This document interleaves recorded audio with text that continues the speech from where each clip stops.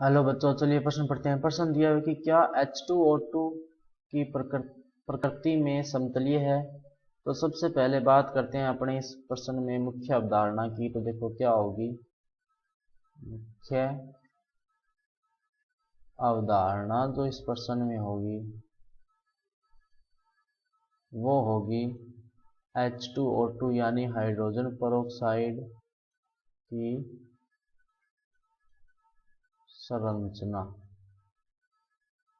तो सबसे पहला प्रश्न इसने पूछा कि क्या H2O2 की प्रकृति समतलीय होती है। तो प्रकृति समतलीय नहीं होती। देखो क्यों नहीं होती, अपने अभी देखेंगे। इसकी जो संरचना होती है वो कुछ इस तरह से होती है। ऑक्सीजन जुड़ा होता है, दूसरा ऑक्सीजन, एक हाइड्रोजन यहाँ पे जुड़ा होगा, दूसरा हाइड्रोजन जो है कुछ इस तरह से यहाँ पे जुड़ा होगा। इस संरचना में आपको शायद कुछ दिख नहीं रहा होगा। ध्यान से अपने इस संरचना को देखो, इस तरह से बनाते हैं। ये एक ऑक्सीजन हो गया, ये दूसरा ऑक्सीजन हो गया, ये एक हाइड्रोजन हो गया और ये दूसरा हाइड्रोजन हो गया।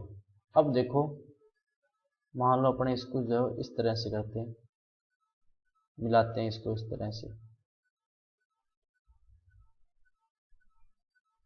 तो ये अगर आप ध्यान से देखो तो ये क्या हो गया, एक तरह से खुली हुई किताब की जैसी संरचना होगी इसकी। ये बड़ा जो ये इस तरह से, यह जो बंद कोण होता है वो लगभग 90 डिग्री होता है, 90.2 डिग्री। और ये जो कोण होता है ये बड़ा, इसका मान होता है 101.9 डिग्री। बात करें अगर इसकी तो H2O2 समतलीय